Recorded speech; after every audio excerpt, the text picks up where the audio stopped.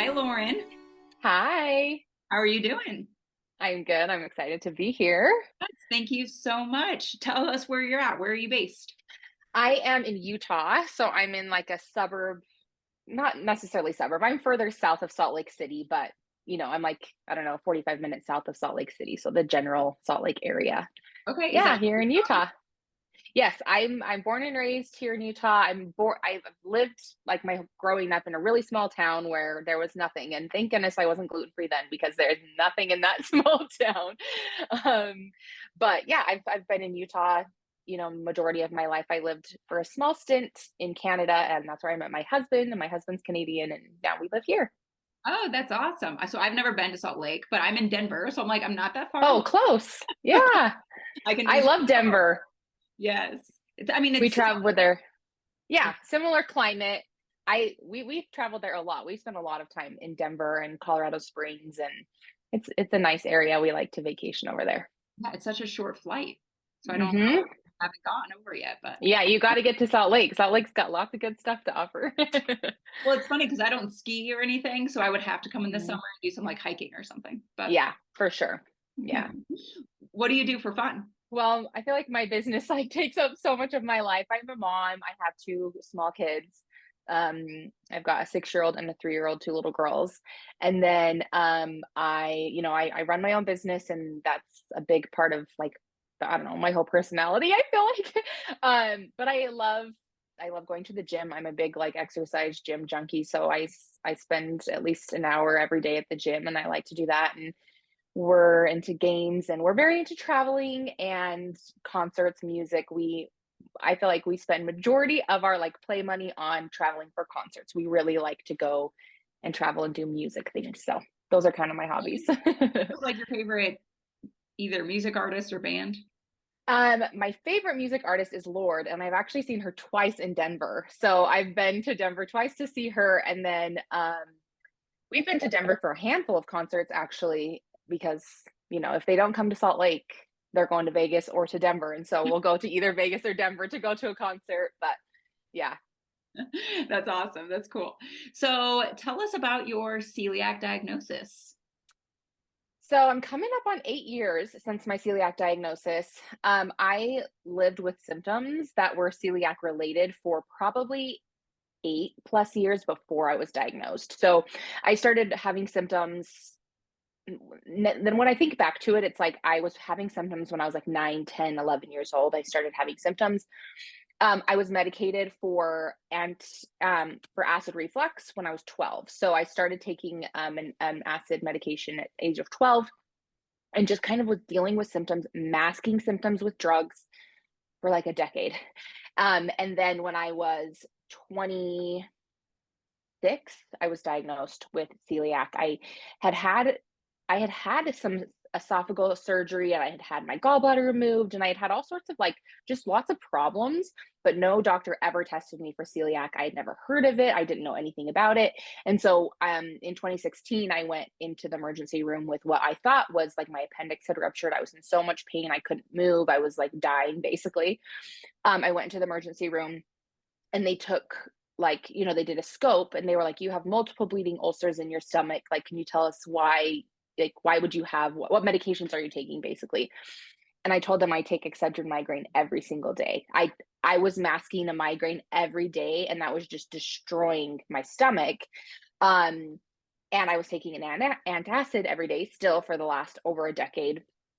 And they were like, okay, well, we want to do a biopsy and just like see what's going on. And so they did a biopsy while I was in the emergency room. I ended up getting admitted to the hospital. And then the next day they called me, and they just said, you have celiac disease. And I'm like, what is that? Like, I don't know what that is. And I went into a doctor's appointment, like to see a GI after original diagnosis. And they just told me, you need to eat a gluten-free diet. And they gave me a pamphlet, and they sent me on my way. And that was literally all I was given, was a 2-page open pamphlet telling me that I needed to eat gluten-free. And it rocked my world, to say the least. And it took me over 2 years to really feel like I was even like in control of the diet, or understanding what it meant to really be gluten free, what the seriousness was. Like, I was just given zero education whatsoever, and I did it all by myself. Googling, researching videos. And this was, back in 2016 when like the resources just were not available. There wasn't as much, there weren't studies, there weren't content creators, there was just nothing like that existed. So I just did it all on my own for at least 2 years before I was like, I'm going to just start searching the hashtags. So I started searching hashtags and I found someone else in my area who was posting like recipes on her Instagram. And I was like, why am I not doing this? I've been doing this for over 2 years. Like, I know what groceries are worth the money. I know what restaurants I can eat at. I've done all the trial and error by myself for years. So I just kind of started an Instagram page back in 2018, just sharing what groceries I was buying. And because I just was like, I would have killed to have had a resource like this when I was first diagnosed. Because, when you're diagnosed with type 1, and diabetes educator comes to your hospital room or you go to an appointment, you have a diabetes education appointment, right? Nothing like that exists for celiac. Like a doctor could say you should go see a dietitian, but unless your dietitian actually lives gluten-free themselves, they don't know what it's really like and the emotional, social, mental toll that it takes on your body, right? And your mental health. And so I saw a huge gap for like, especially after my type 1 diagnosis, I was like, why aren't there celiac educators? And so I kind of just created a job for myself that is a celiac educator that does what a diabetes educator would do, but I do it for people with celiac disease. So it it's been something that has been like turning lemons into lemonade, and now I'm 8 years in, and it's like, well, celiac is just like my life, and I'm just used to it, and it's not hard for me anymore. But it was hard for several years. It is so difficult. And like you Yeah. mentioned, especially with type 1, it just is like a whole thing. But yeah, Hmm. I mean, that's impressive that you did that. And you're totally right about, I mean, I can imagine, what was that? I guess like 6 years ago or 7 years ago when you were diagnosed, or 8 years ago. Hmm. There, Yeah. there was nothing probably even on the market. Like now, thankfully, there's food products that are gluten free and just makes it a little Yeah. bit easier. But back then, I'm sure there wasn't anything like that. It was a lot harder for sure. I mean, we live in the glory days of gluten-free now. And there's access to everything and there's a swap for everything and you can find your favorite things in a gluten-free alternative and it's amazing now. But I mean, in 2016 it was still just like there was just so much trial and error. I would spend, $7, $8 on a loaf of bread that I just would hope tasted good, right? And then if it didn't, it was just thrown away. Or I would try baking from scratch, gluten free, and I'd end up just dumping the entire batch of something in the garbage can because it tasted like crap. Like it just was so much trial and error and lots of tears and lots of sadness and like really big emotions are connected to food. And so it was just really hard. And so, yeah, I mean, people who are diagnosed like now, I'm just like, it's a breeze. I'm like, you can do it. I'm like, it is easy. Don't worry. Yeah, I don't know. It's still not that easy. But even when I was diagnosed, you're right. They offered a dietitian, but I think I turned it down because I was like, no, like I'm just gonna figure this out myself. But they do need, yeah. It's like thank God for you and Yeah. you do because people need help. Yeah, they need help. I just saw a need for there was just no one to bridge the gap between diagnosis and starting to really figure it out and thrive. And for me, like I said, it took me over 2 years, but like my goal in my business is to help people's learning curve be less than 6 months, right? Like give you all the education and all of the like training, if you will, on what it actually means to live a strict gluten-free diet, how to advocate for yourself, what questions to ask, where to grocery shop, what groceries are good, what things are worth it, like how to travel, how to navigate Thanksgiving, how to navigate social settings. Like a dietitian can't teach you those things, right? They don't know what it's like to actually live with the disease. And so, and I when I had a diabetes educator come when I was diagnosed with type 1, that diabetes educator had type 1 themselves. And so I felt like I can understand, like they understand the lingo, they understand like what it's actually like to deal with a low or how to correct a high, right? Whereas like somebody who doesn't live with it is just saying words, but they don't actually live with the disease, right? So I pride myself in being a celiac educator because I live with celiac, right? Yeah. I know what it's like. I know the emotions. I know the toll that it takes. Even this last week with Thanksgiving, like I had a mental breakdown because I have such a hard time with my family and I was diagnosed in adulthood, so my siblings never had to adapt to my lifestyle. So now we're all adults, and they're just like, Lauren can do her own thing. She can make all her own food. She can do we don't have to worry about her. She'll do all of her own things. And I'm like, I don't think people realize the mental toll that it has to be gluten free. Like, I miss the traditional foods, and I'm sad because I can't eat grandma's coffee cake, and I'm sad. You know what I mean? Like, there's emotions that are connected to the disease, and someone who doesn't live with it can't relate to you like that, and not to say dietitians aren't good, because there can definitely be benefits to meeting with a dietitian, but surrounding celiac disease, you should either find someone to consult with who lives with celiac disease like me, or find a dietitian who has celiac disease themselves, right? So yeah. It's funny you brought that up though about like eating meals with other people that don't have celiac, because to me, now that I like eat gluten free, it's not that hard to swap things, like to, like use gluten free flour instead or whatever. Hmm. Like, it's not that hard. And so the fact that people don't make the effort just kind of pisses me off, because I'm like, Oh it's not yes. that hard. It's not like it's taking you an extra 10 hours to make this. Like, it's No. not at all. So Yeah. Yeah. Tell them. I could get my blood boiling on on this topic specifically. I have a hard time with my family. It causes me a lot of stress and food anxiety and sadness, and there's just so many emotions attached to food, and unless someone understands, they just think you're being whiny, and I'm like, I'm not trying to be whiny, I'm just sad, and like, I'm and my husband was like, I kind of had a breakdown, and I was upset, and I was crying, and my husband was like, I just felt like you've kind of gotten over this, like, this doesn't affect you that much anymore.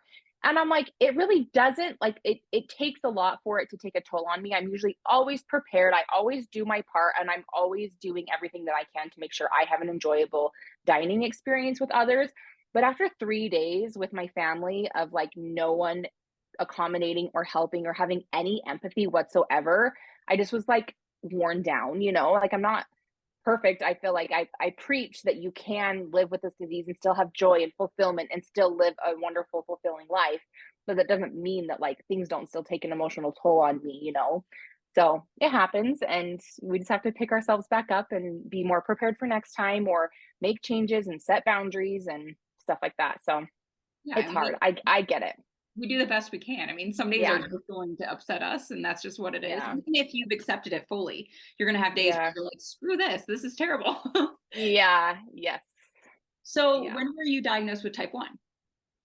In 2021.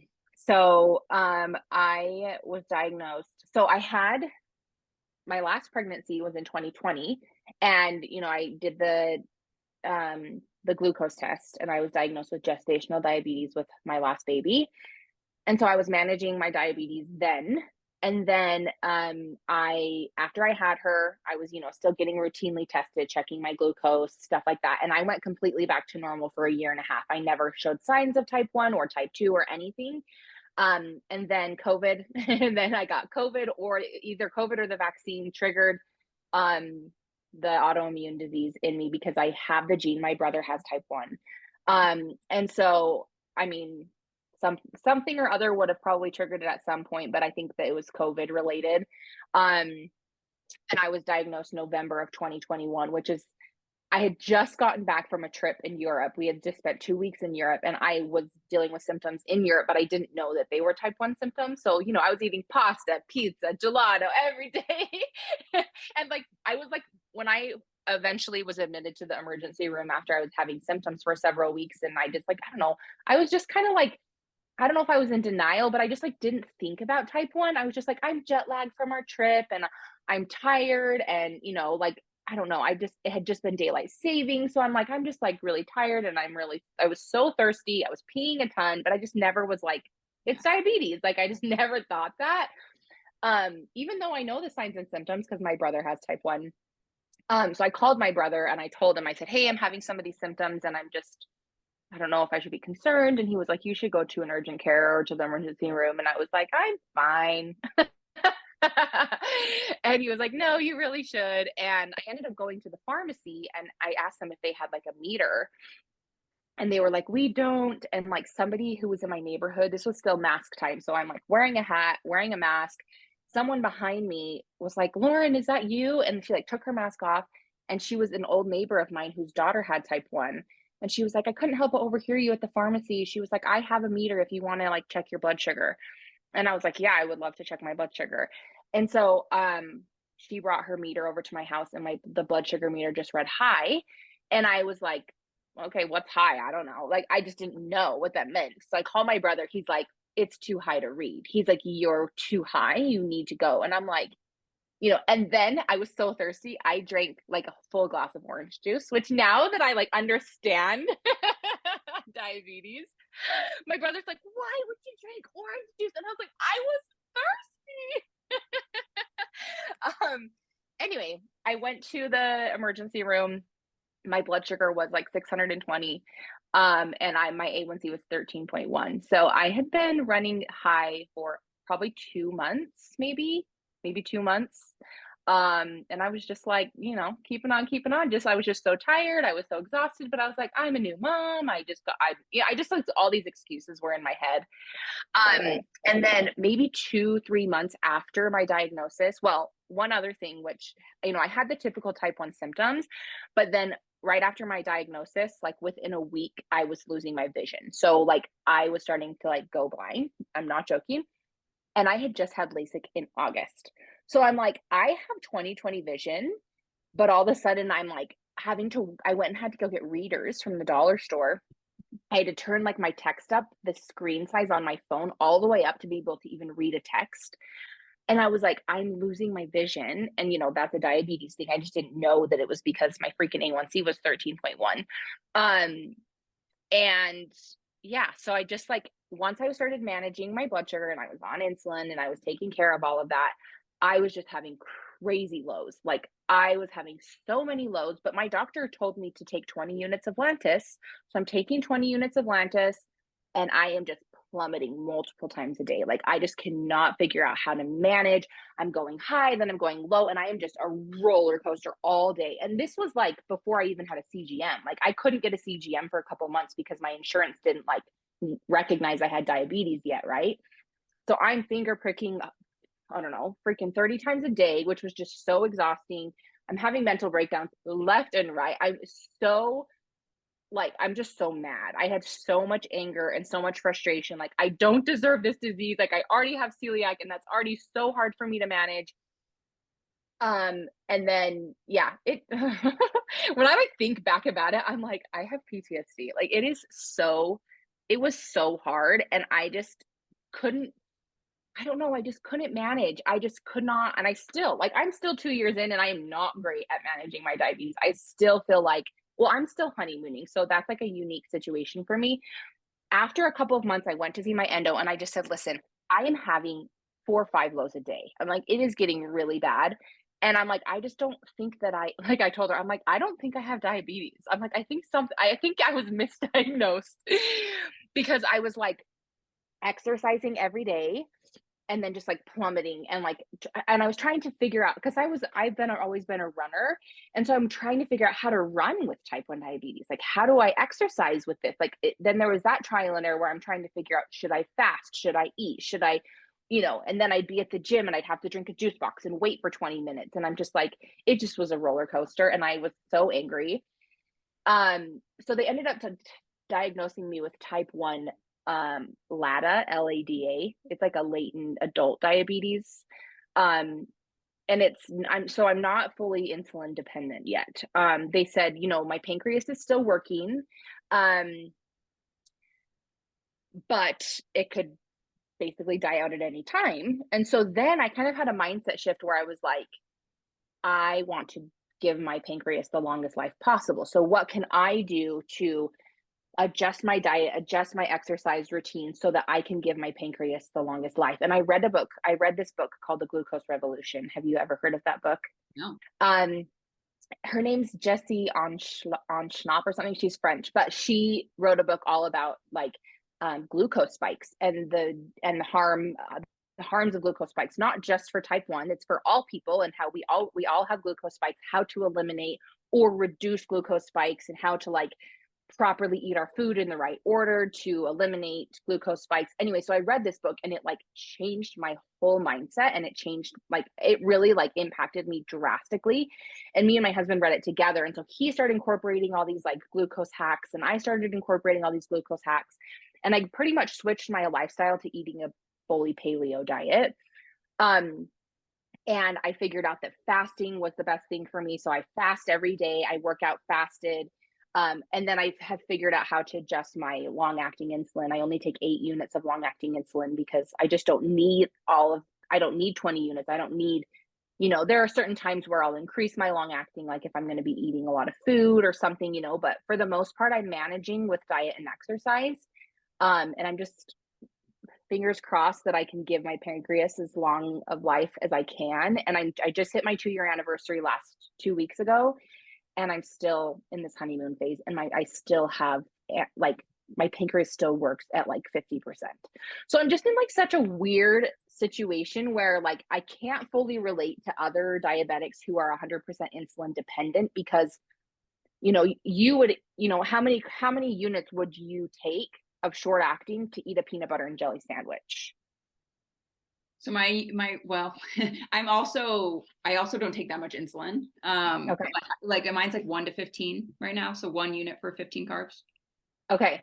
So because my pancreas still works, like I would take like 1 unit to eat that sandwich and then maybe correct later. But if I take all of the insulin, my pancreas might spit out some insulin and then I just plummet, right? So I can't just like pre-bolus for the amount of carbs that the meal is, because I just don't know if my pancreas is going to give me some. And so it's like a guessing, it's like, all diabetes is like a freaking guessing game, I feel like. But it's just, I'm in a unique situation where like my brother, for example, would be like, oh, I would take this many units for that. And I would be like, I would take way less than that because my pancreas might give me some. And I like, I'm always having to like, I don't know, I just feel like I'm in a different situation. And I felt really alone still now, I still feel really alone in the disease, even though millions of people have type 1 diabetes.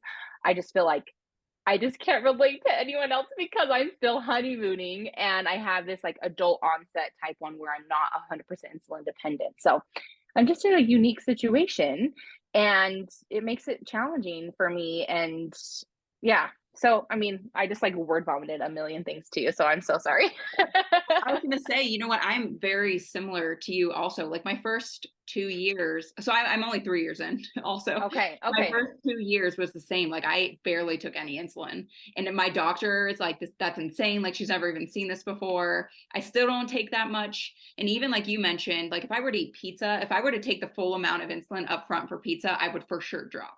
So I have to split it, like, like all these things. Mm-hmm. So I kind of understand where you're coming from, because I do have some friends who have had diabetes for like, 10 years now, and they have to take all this insulin. It's just different. Way more, like triple the amount that I have to take. And I'm like, it doesn't make any sense to me, but that's diabetes for you. Like everyone's so different. So at what age were you diagnosed with type 1? 29, and I'm 32 now.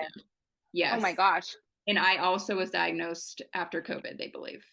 Wow, our stories are so similar. I'm 33.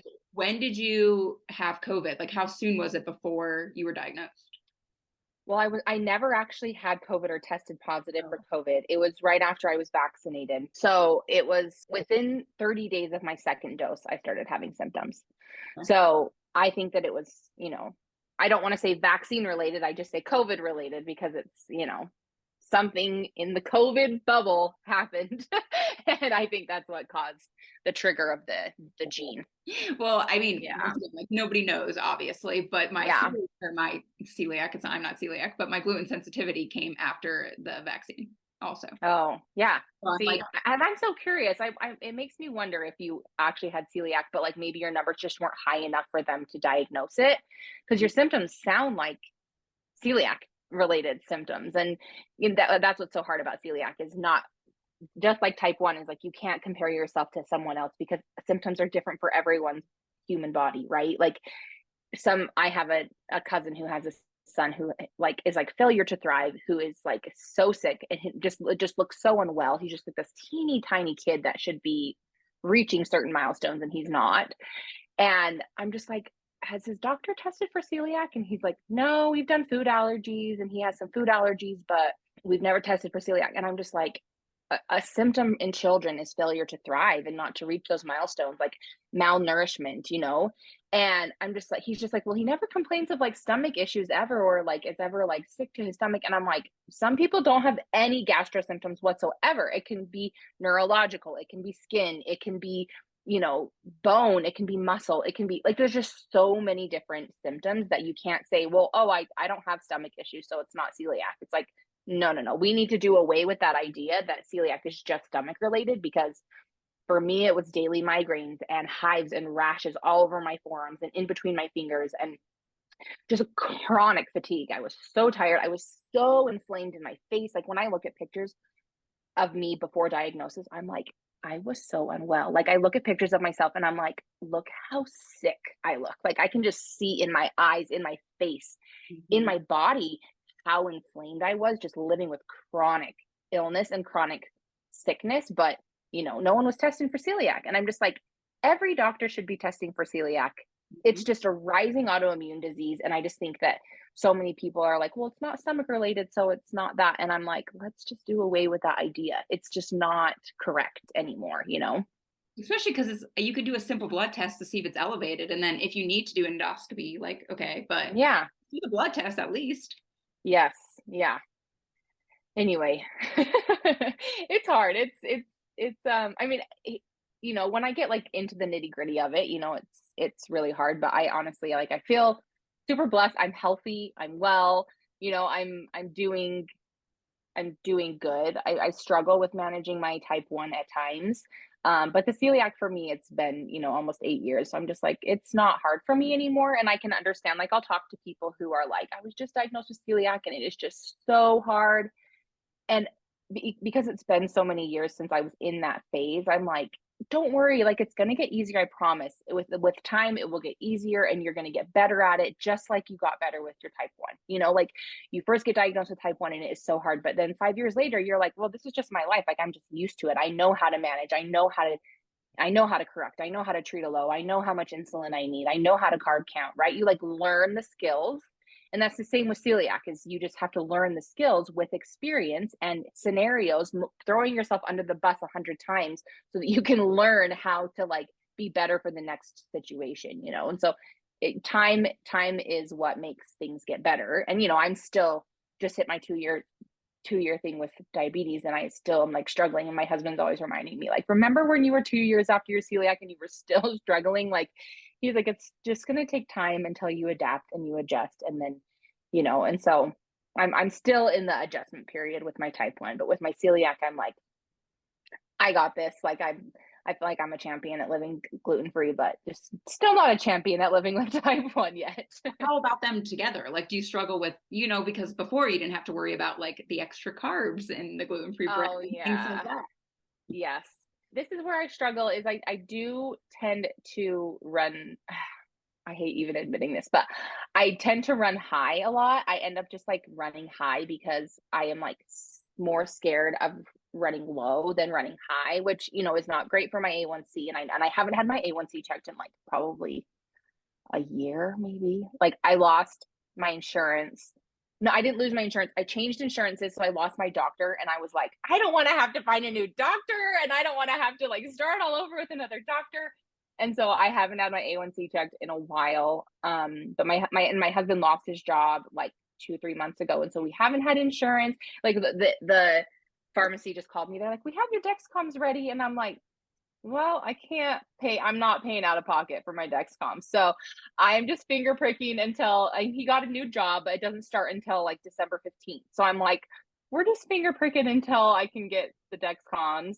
Well, But, and that's also another thing, is just diabetes is expensive. It is just such an, I mean, and so is celiac. Celiac is a very expensive diet to be following, you know, and all of our money goes to food, all of our money. And I'm very like, health conscious, and I like to eat organic when I can, and I like to, you know, I'm just like, but between celiac and type 1 together, it has opened doors for me that have allowed me to like open my mind to just like more health related things, right? Like I'm just way more conscious of food choices and the impact food has on my body. And so I'm kind of snobby when it comes to food. I'm like, I want to take care of my body and I want to make sure that I'm eating things that are going to fuel my body and they're going to, I don't know, I just kind of have, it's just open doors for me that have allowed me to learn so much about the human body and what food does to us, which has been a huge blessing too.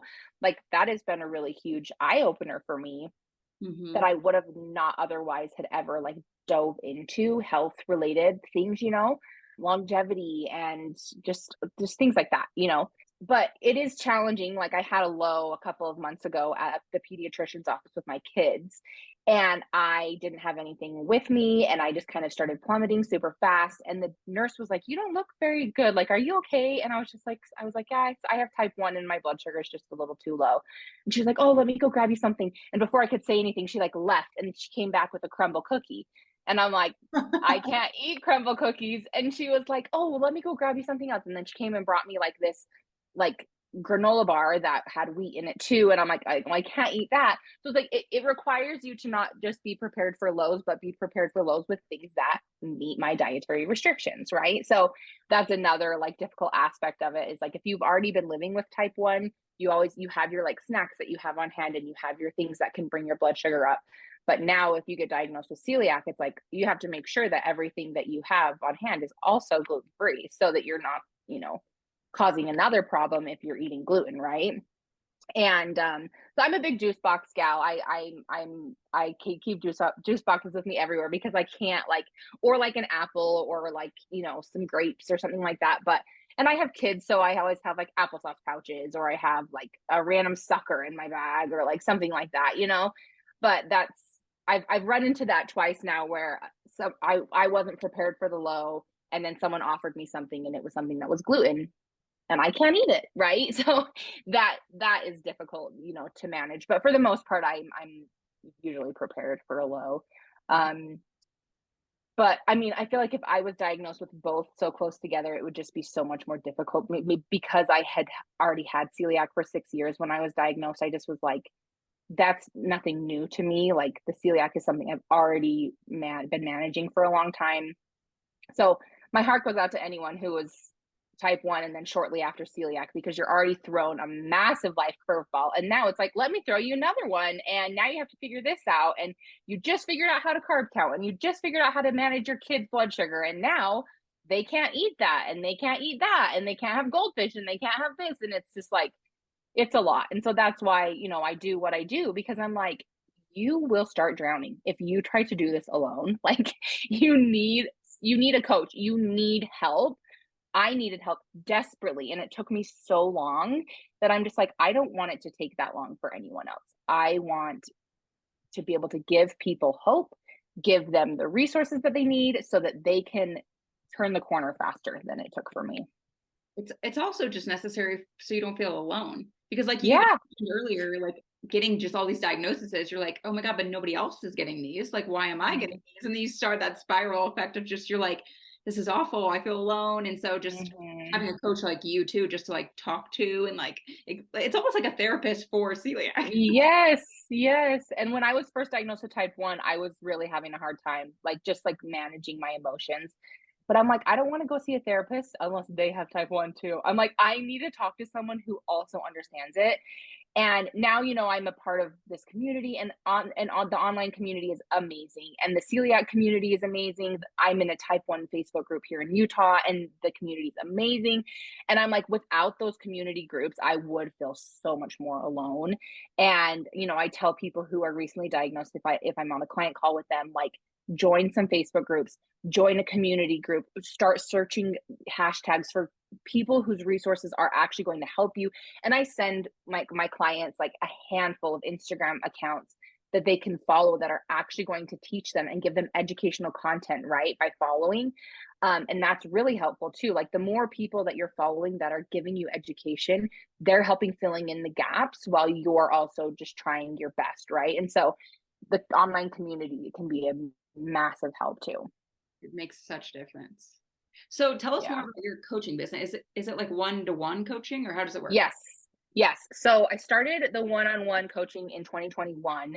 And I've consulted with over 100 clients in the last couple of years, and I can consult with anyone all over the world. And that's what's so awesome about this amazing, online world that we have. And you'd sign up through like the link in my Instagram bio or my TikTok bio. You can like DM me and I'll send you the link to sign up. And then it just all works via email. So then I'll send you a survey and you'll fill out, and I cater every call to every person's individual needs. So there's like a survey that you fill out so that I can get information on like how long you've been diagnosed, what's your lifestyle like, what's your living conditions, what's your education, like what kind of education did you get from your doctor, what are you struggling with the most, so that I can cater the 1 hour consultation to you.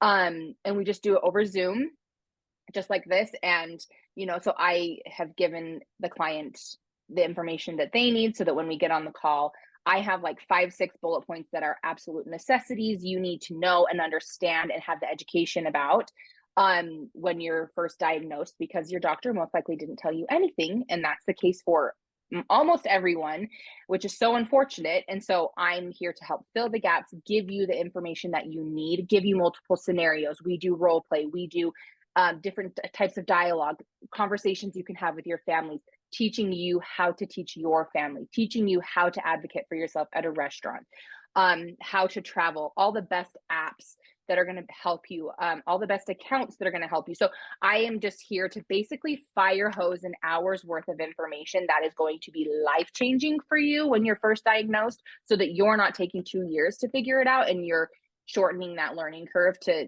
3 to 6 months. That's my goal, is to help people feel like they have a grasp and they have the education that they need. So 6 months from their diagnosis, they're like, I'm doing better. I'm feeling better mentally, emotionally, physically. I'm actually healing. I'm actually feeling well. My symptoms are going away, right? Like that's my goal. And it's all lifestyle. So I don't dive into anything that's like dietetic related. We don't talk about blood work and diet plans and things like that. That's the dietitian route, right? And you can go with a dietitian. There are dietitian groups that are specifically work with clients who have celiac disease, but mine is just a lot more lifestyle, right? Like, here is how I plan a trip. This is what your next vacation is going to look like and how to be prepared for a next vacation.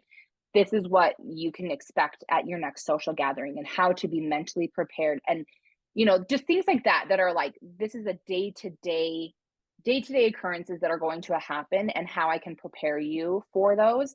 And then I'm your consultant forever, right? So you have a one-on-one consultation that's an hour long, and then you have access to me. You have my number, you have my email, and I am here to be your guide forever. So like, I still have clients that will text me every so often and send me pictures of something at the grocery store and be like, have you tried this? Is this any good? Or, hey, I'm really struggling with this with my family thing. I just would love to like talk to someone. I'll voice memo you back. Like, I am here to be your coach as long as you need. You are paying for a 1 hour consultation call. It's $115.